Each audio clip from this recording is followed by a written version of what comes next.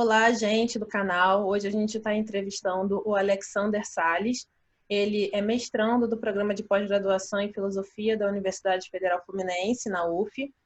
E a ideia, então, do canal é entrevistar tanto professores quanto alunos da pós-graduação e saber um pouco mais sobre a pesquisa, de uma linguagem um pouco mais acessível para as pessoas entenderem e a gente ir debatendo. Quem quiser fazer comentários, é só comentar aqui embaixo. E a ideia, então, é que vocês se inscrevam no canal e ativem o sininho para ficarem sabendo quais são os próximos vídeos que vão ser publicados. Alex, então, você pode falar um pouco da sua pesquisa, sua trajetória Beleza. acadêmica, o que te levou para a filosofia? Ok. Bom, primeiro, né, antes de tudo, agradecer aí o convite, né, da Priscila. A gente quase não consegue conversar, né, já que é sempre muito corrido nos nossos encontros, um entrando no seminário, outro saindo. Então, brigadão aí pelo convite, claro, parabéns pelo canal. E é isso, sucesso aí. Então, eu não fui direto para filosofia, eu fiz 2 anos de matemática, e aí de lá, lá na matemática mesmo eu conheci a filosofia.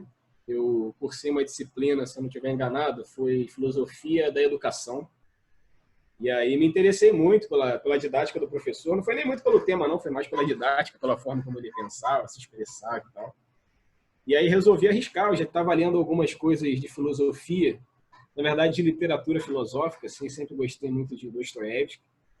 E aí, bom, vou arriscar, né? Arrisquei, e aí comecei a cursar filosofia. Não fui direto para a filosofia antiga, eu estudei um pouquinho de filosofia analítica, peguei uma bolsa no CNPq e fui estudar, né, filosofia analítica. Não gostei muito, respeito quem gosta, meus colegas, mas não me interessou muito, e aí sim eu fui para a filosofia antiga. E aí Eu estou num programa de lógica e metafísica, onde a maioria das pessoas são de filosofia analítica. Tive filosofia analítica obrigatória, né? Lógica obrigatória, mas sim. realmente eu também não Não, bate o coração, né? exatamente. Não me enche muito os olhos, não, nem mexe nas minhas vísceras. Então, resolvi arriscar aí filosofia antiga. E aí, logo assim, no final, né, da graduação, fiz um trabalho, né, trabalho final, eu fiz um TCC sobre movimento filosófico cínico. E aí lá eu encontrei o meu tema do mestrado, né? Então, até hoje, eu estou estudando filosofia antiga. Assim, continuei nesse percurso aí. E com relação à minha pesquisa do mestrado, o que eu faço, né, o que eu estou fazendo, tenho feito, é o seguinte: eu estou estudando uma palavra em grego chamada parresia. E nessa minha pesquisa ela tem 3 movimentos. O primeiro movimento é um movimento filológico, ou seja, eu estudo a palavra, eu abro essa palavra e vejo o que tem dentro dela. Grosso modo, assim, né? O que compõe a parresia? Pan, reses, né? Mas enfim. E aí, dentro disso, existem outras camadas, né? Você vai vendo como é que ela surge, por que ela surge, como é que ela aparece, ela tem relação com o quê, ela está dizendo o quê, ela significa o quê, né? E aí, nesse trabalho ainda, nesse primeiro movimento filológico, você já lida com um problemão, que são as muitas interpretações de parresia.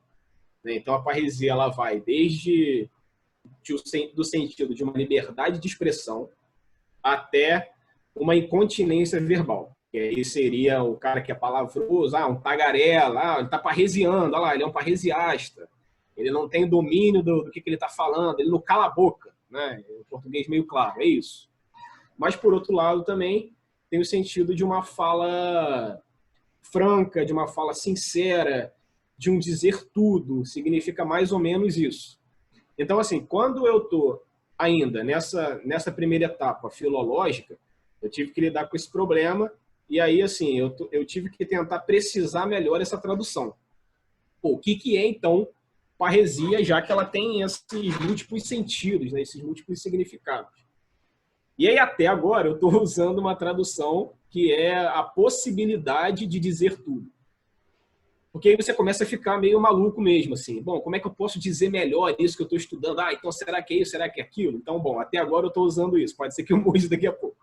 Mas então está sendo essa possibilidade de dizer tudo. Por que isso? A possibilidade, por quê? Bom, a possibilidade ela pode se dar ou não. Ou seja, o dizer tudo, ele pode acontecer ou não. E aí depende de uma série de fatores, que vai desde cidadania até o seu sexo, se ele é masculino ou se ele é feminino. Né? Porque aí a gente vai estar inserido num contexto bem específico, que é o contexto político da Atenas, né? De Atenas. E aí você vai ter que ver como é que era essa política, quem podia falar na praça, quem é que podia se expressar nessa ágora, como é que era. Então esse foi o meu primeiro movimento. E assim, eu tomei a liberdade de ter uma escrita e uma linguagem bem fluida, tentando respeitar essa parresia aí. Tá? Inclusive, na minha qualificação, isso chamou a atenção um pouco da professora que estava lá na minha banca, porque ela perguntou, bom, esse sentido, esse uso meio oral seu aí, como é que é e tal. Eu falei, eu não tinha me dado conta, realmente, a senhora está destacando isso, então legal, que bom que ela até me alertou para eu tomar um certo cuidado. Mas, enfim, então eu fui deixando as coisas mais fluidas, eu fui tentando pensar junto com o leitor. Bom, o que é isso? Como é que é? Isso aqui apareceu onde? Como? Para tentar chamar um pouco a atenção do leitor, né? Para tornar o assunto mais interessante. Isso é uma coisa importante porque, assim, a linguagem acadêmica é uma coisa que o Nietzsche critica muito a academia e a filosofia na academia, porque tem um modo de dizer, né? É um modo de dizer, seguindo as regras da ABNT, seguindo um modo impessoal, dizendo a terceira pessoa. Então, no final das contas, você fica um pouco amarrado de escrever nome próprio, né? Tem uma linguagem um pouco mais sua mesmo, né? Uma estilística. Mais autoral, né? Mais autoral. Então, isso é um problema da academia filosófica, né? Porque, no final das contas, a academia... A filosofia, ela cria formas, né? Ela cria modos de dizer coisas. E na academia, a gente não tem muito essa liberdade. A gente tem que seguir o padrão até para a gente poder ser aprovado numa banca. Então, é interessante as pessoas saberem que, às vezes, as pessoas falam você é filósofo? Às vezes eu fico meio incomodado com esse negócio de filósofo. Porque, no final das contas, a gente é o quê? Um historiador. O que o Nietzsche fala, né? Vocês são os historiadores da filosofia. A gente estuda a história da filosofia, tenta pensar até o presente, mas a partir de um determinado método, né? Sim, exatamente. E aí, assim, a intenção é justamente isso, né? Você tentar chamar leitores de todos os tipos. Né? O cara tem que tentar acessar o seu trabalho. Pô, o que esse cara está estudando? Que negócio é esse de parresia? Tá, então ele vai me conduzir a algum lugar? Então vamos ir com ele. Não sei onde é que ele está indo, mas vou. Então, assim, a intenção é mais ou menos essa. É um passeio interessante, né? Pelas letras. É um modo até platônico, né? De você... sim. De você não dialogar, né, com o leitor. Não você chegar com um modo assim mais pronto, né? Fechado. Sim. Então, e aí esse foi o meu primeiro movimento, né? Esse movimento mais filológico, eu estou chamando assim.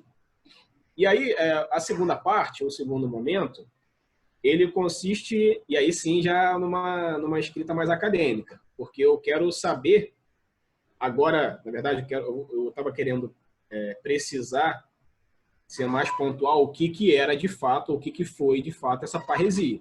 Se no primeiro momento eu deixei o meu pensamento fluir, claro, né, nos limites ali, das interpretações possíveis, no segundo momento eu vou aos textos onde aparece primeiramente parresia. E esses textos, eles são as tragédias de Eurípides. São 6 tragédias, até prova o contrário, que aparece, né, o vocábulo aí, parresia. E aí eu vou nesses versos vendo onde é que ela aparece, como é que ela aparece, quais são os contextos, quem é que está dizendo, como é que está dizendo. E aí você vai comparando com outros textos também, né? Então, essa segunda parte é mais para você, aí sim, ajustar mais o que eu fiz no primeiro movimento, né? Esse primeiro movimento foi mais solto, esse segundo vai ser mais ajustado.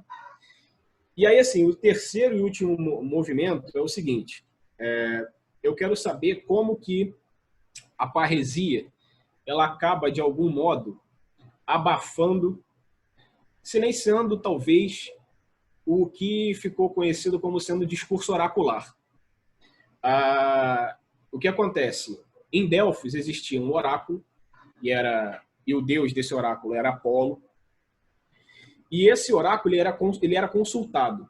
tanto uma consulta, os consulentes, eles iam lá tanto para saber, sei lá, de questões privadas.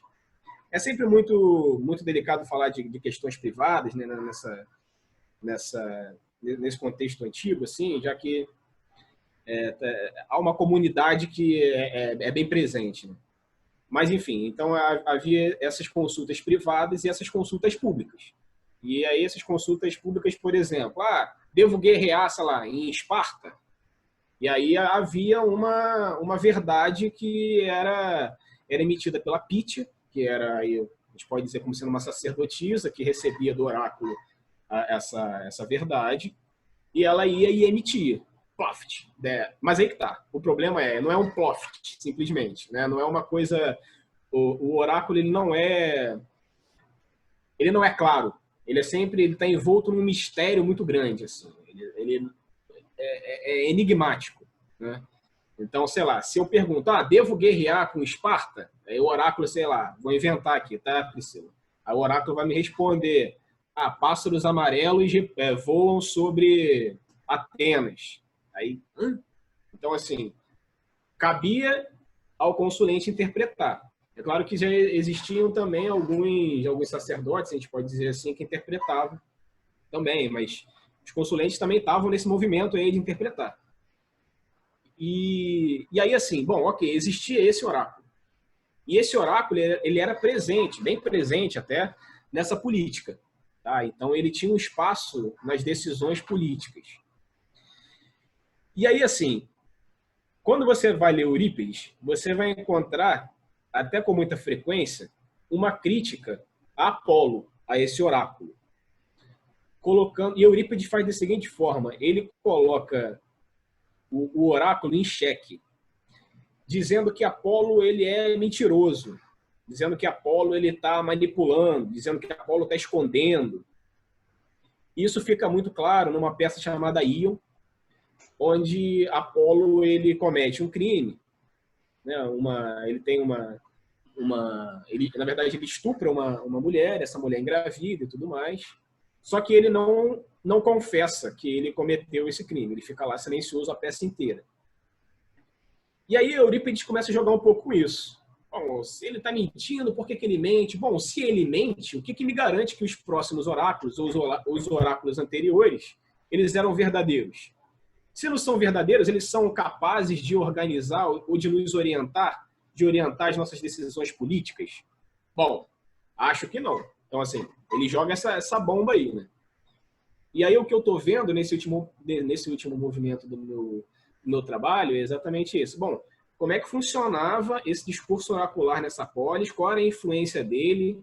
Se ele está mentindo, se ele tem as suas falhas, qual é a melhor fala que vai substituir esse discurso oracular? E aí me parece que a parresia começa... Quando a parresia começa a aparecer, a imperar, me parece que há uma queda dessas consultas oraculares. E aí talvez possa, a partir disso, ter iniciado um lento processo de laicização da polis, né? O Estado se tornar cada vez mais laico. Então é mais ou menos isso que eu estou vendo agora no meu trabalho. O último movimento é esse.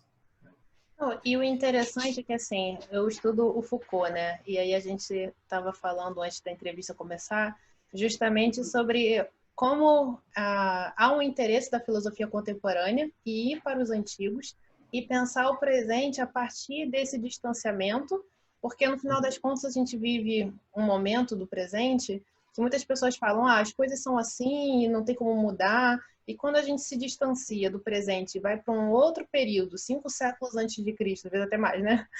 Uhum. E ver como é que funcionava um regime de verdade totalmente diferente do nosso. E no final das contas, como surge a parresia, como na democracia ateniense, como aqueles que têm o direito de falar. E aí uma das críticas, né, que o Platão vai fazer a ideia de democracia é que no final das contas, como qualquer pessoa pode falar, como é que você distingue um discurso de verdade, que tem uma preocupação com a verdade, que no grego a gente pensa, né, na episteme, com um discurso que é opinião, que é relativo. Então, essa ideia da busca da verdade, da parresia e da democracia, como um lugar que a gente pode falar e qualquer pessoa pode emitir, então, uma opinião, é um problema contemporâneo. E é um problema que Sim. os antigos já estavam destacando. Então, o Uhum. problema da doxa, né, que é a opinião, o problema da episteme, que é o que a gente vive hoje, a gente poderia falar das fake news, né? Então, é Sim. justamente das milhares de opiniões que surgem e que você fica desnorteado porque você é bombardeado de todos os lugares com informações e muitas vezes as pessoas se informam de uma maneira errônea, né, que levam a elas decidirem e aí às vezes votarem em pessoas. Não sei se você viu Uhum. aquele documentário, o Privacidade Hackeada, que eles falam. Não, não. Não, é muito Não. interessante que eles falam sobre Uhum. como determinados grupos que tem a Cambridge Analytica, que é um grupo Uhum. que dispara notícias em massa no WhatsApp. E como Sim. isso foi usado para ganhar eleições nos Estados Unidos, ganhar o Uhum. Brexit. Então, assim, no final das contas, a gente está falando sobre verdade. A gente está falando sobre como a opinião se forma a partir de coisas que você tem de informação, que é a mesma coisa isso que a gente está falando sobre verdade, né? Sobre discursos de verdade. E aí a Sim. parresia é uma verdade, mas é uma verdade dita em determinadas circunstâncias, né? E você pode delimitar o que seria então a parresia dessa opinião e dessa verdade episteme, né?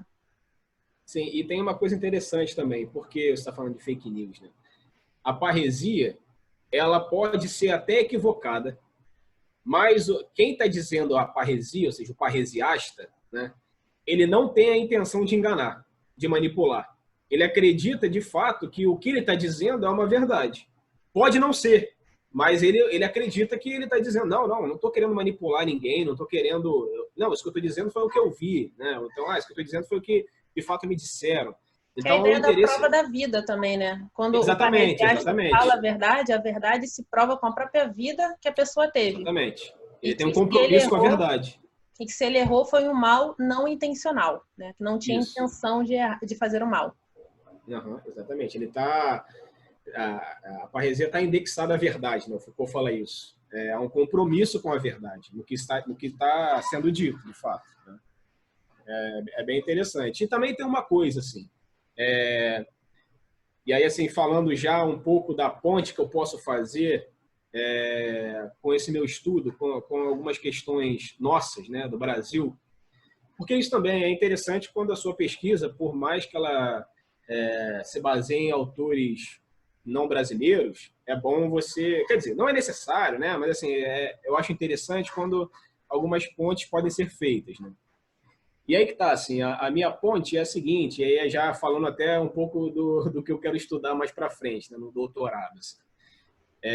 Bom, o que eu estou vendo é a influência de um discurso religioso nas decisões políticas. E isso, para mim, é o cenário atual brasileiro. Assim, né?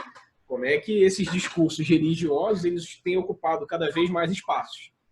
Então, assim, falando até de primeira mão, o que eu estou querendo estudar no doutorado são os movimentos neopentecostais e como que eles influenciam, manipulam, arranjam espaços na nossa política. Né? E isso, para mim, para você entender a política atual nossa, é necessário passar por essas questões, assim, por esse movimento neopentecostal principalmente, que é diferente de que para mim assim, bom, ainda estou vendo, tá? Então eu vou cometer algumas gafes assim, que para mim é muito diferente de outros movimentos cristãos, como por exemplo de algumas igrejas mais tradicionais, né? Como exemplo, sei lá, metodistas, batistas, sei lá, anglicanas. O movimento neopentecostal ele tem um interesse outro, assim. Eu acho que nessas igrejas mais tradicionais há ainda um interesse genuíno em uma transformação pessoal pelo Evangelho, pelas palavras de Jesus. Agora, no movimento neopentecostal existe isso também, mas eu acho que não é o carro-chefe. O carro-chefe é uma mudança econômica, uma mudança material, uma mudança, bom, quer o carro do ano? Então paga cento e pouco de mensalidade, ou melhor dizendo, né, de dízimo. Então há Mas uma barganha por aí. Assim. eu acho que assim, é um campo muito vamos dizer, quase que uma área assim, difícil da gente julgar também, né? A gente que talvez não tenha a fé, a gente não acredite tanto, talvez seja uma perspectiva mais ateu, né? Porque no final das contas existe toda uma doutrina do calvinismo, né, de acreditar que os bens materiais eles são frutos da graça de Deus. Então, se você vai bem economicamente é porque você foi abençoado. Então, acho que as igrejas neopentecostais elas têm essa relação entre merecimento e bens materiais, né? Tem uma relação. E aí a pessoa passa pela questão de fé.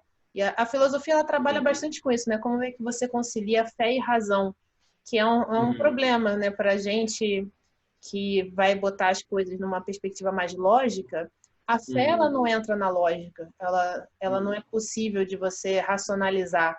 Ela é um objeto da crença, né? Você acredita. E aí tem vários filósofos, Tomás de Aquino, Santo Agostinho, vai falar que primeiro você crê, né? Para depois você entender.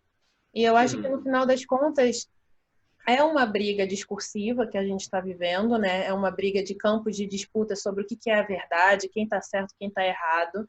É claro que talvez as posições mais críticas vão falar, olha, cada um precisa pensar por si e não defender um discurso pronto, né? Um discurso que é aquele que o Kant iria falar do diretor da consciência. Então, aquele texto, né, do iluminismo, do Kant, ele iria fazer justamente essa crítica aos diretores de consciência, que é justamente as pessoas que seguiam por uma pessoa que pensa por elas.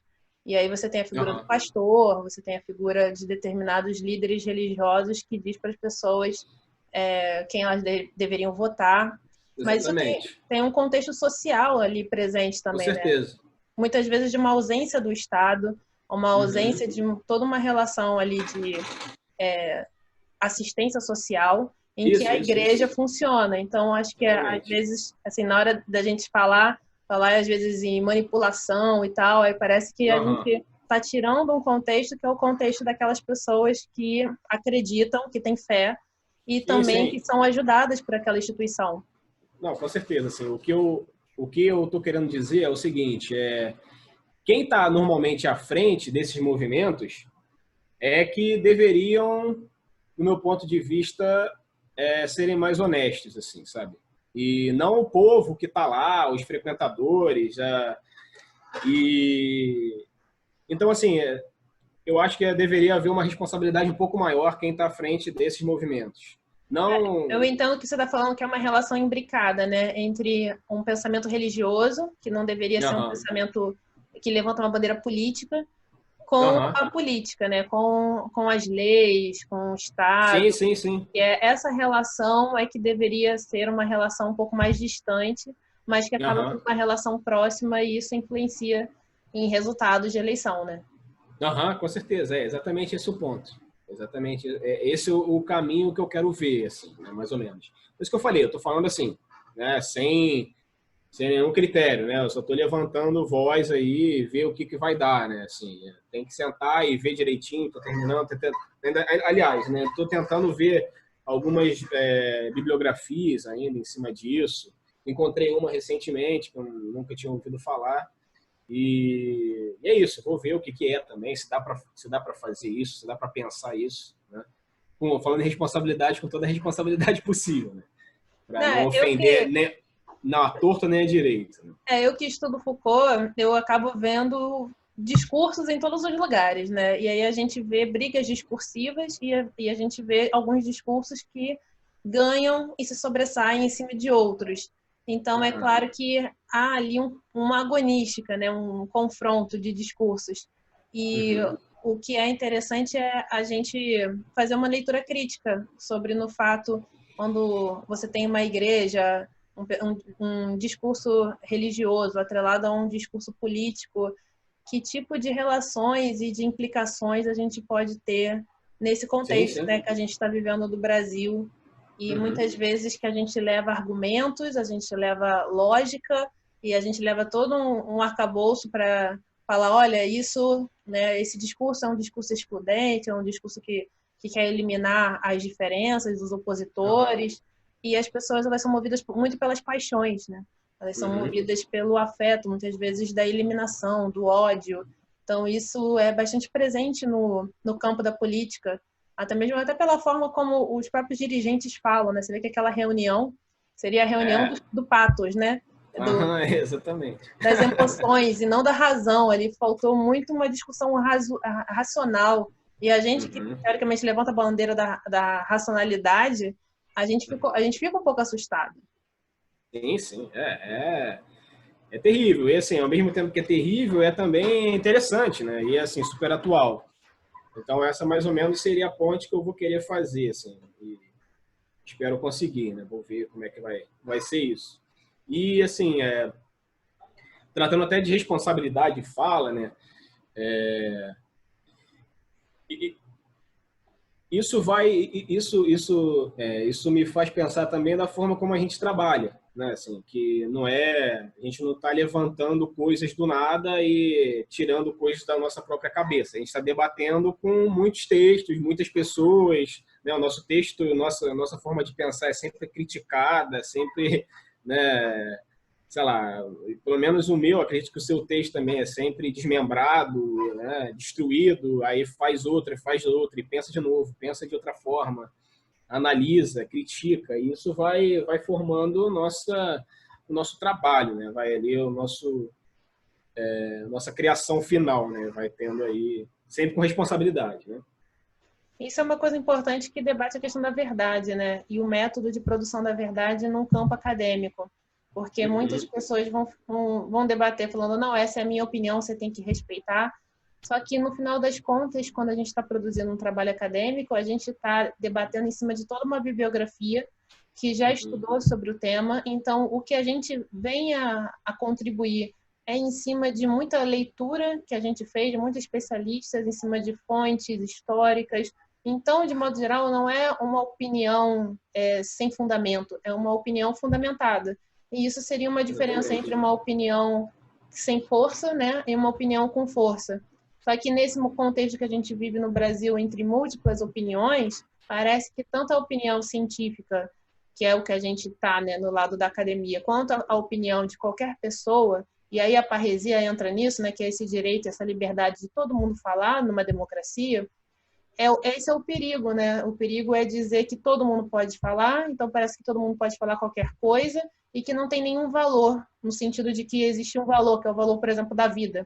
Então, o meu discurso ele pode ser livre, mas ele não pode querer a inexistência do outro, né? Querer a morte do outro.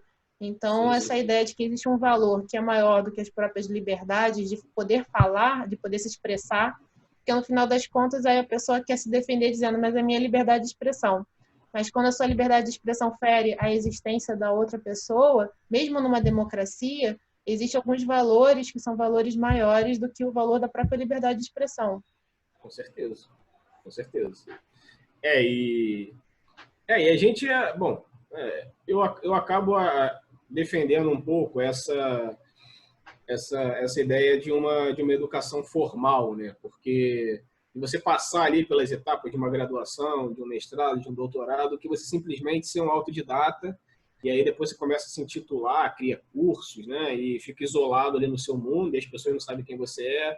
A gente, muito pelo contrário, a gente expõe o nosso trabalho está sempre sendo, como eu disse, debatido e discutido, né? Para a gente estar tentando não só aprender a escrever, que é uma tarefa muito difícil, pelo menos para mim,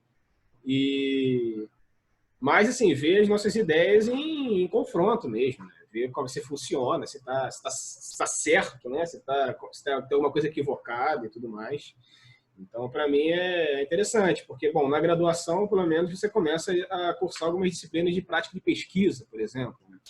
E ali você vai tendo o seu texto aprimorado, até depois você vai para o mestrado e tudo mais, enfim. Eu acho uma coisa interessante que o próprio Sócrates fala, que ele fala que quando ele recebe uma crítica, a pessoa faz um bem para ele, porque ele pode se rever e rever as suas opiniões e ver se elas fazem sentido ou não. Então, assim, no final das contas, o trabalho filosófico é o trabalho da eterna reflexão sobre as nossas opiniões, para saber se nós temos em si opiniões que são falsas, opiniões que são errôneas, e quando você coloca elas em confronto, em combate, né, com outras opiniões, é justamente aí que você vê se as suas opiniões elas têm consistência ou se elas são inconsistentes.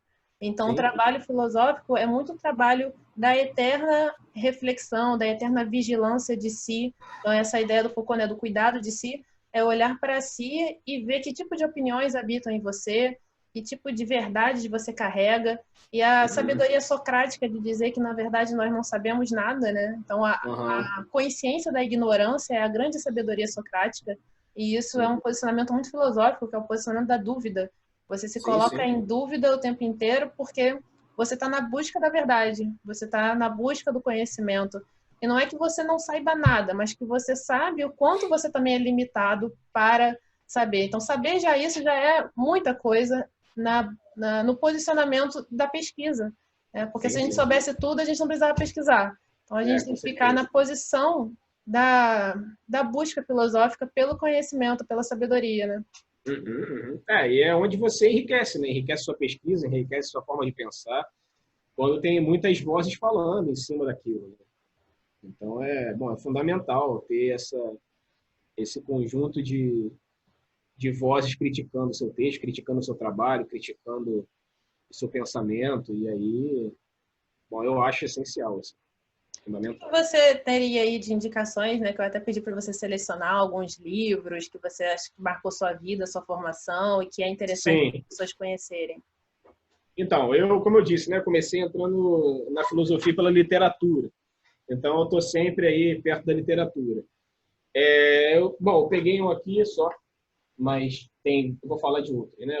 Eu estou relendo Crime e Castigo, do Dostoiévski, que eu gosto bastante até de Dostoiévski, né? E, bom, Oi? Tem Eu tô também. com aqui do Dostoiévski também, mas é aquele... Ai, esqueci o nome. Os Irmãos É o que, Karamazov. é o que o Nietzsche gosta. Memória de Subsolo, esse? Isso. Esse é Uhum. maravilhoso. Adoro. Eu ia falar dele, justamente. Tá, Tô lendo a Memória de Subsolo também, Crime e Castigo, gosto também de Tolstói, né? A Morte de Ivan Ilitch também é muito bom. E como a literatura se relaciona com a filosofia, né? Pô, demais, demais. Para mim, você tá lendo coisas ali que você, caraca, isso aqui é de um grau de filosofia absurdo, né? Monstruoso. O cara que pensou isso. E, assim, para mim acaba sendo até mais difícil, já que ele escapole dos moldes acadêmicos, né? O cara tá numa narrativa ali, cheio de personagens, ele tá botando só pedreira, né? E, bom, então, assim, esses são alguns livros que marcaram bastante, claro, né? Tem alguns livros de filosofia, né? Nietzsche, vários livros de Nietzsche, vários trabalhos de Nietzsche, vários textos de Antiga também, mas E eu preferi... esse do Dostoiévski, que é o Memória do Subsolo, que é importante para a gente pensar a noção de sujeito, né? Como o Sim, sim. sujeito e a racionalidade, que a gente acha que o sujeito é um ser racional, quando na verdade a racionalidade ela é uma batalha, né? Ela é uma construção, ela é algo que vem de muito conflito. Então, internamente, a gente tem esses conflitos que são essas paixões, né? Que os antigos já falavam muito nisso, que é a ideia de que você precisa dominar as suas paixões. E o Nietzsche vai dizer, olha, o sujeito é paixões o tempo inteiro, é instintos, é conflito, é agonística, e a razão é só um efeito de superfície, né? Então, acho que é bem legal que o Memórias do Subsolo mostra um personagem bastante conflituoso para a gente entender que, na verdade, nós somos esse conflito, né? Esse conflito constante.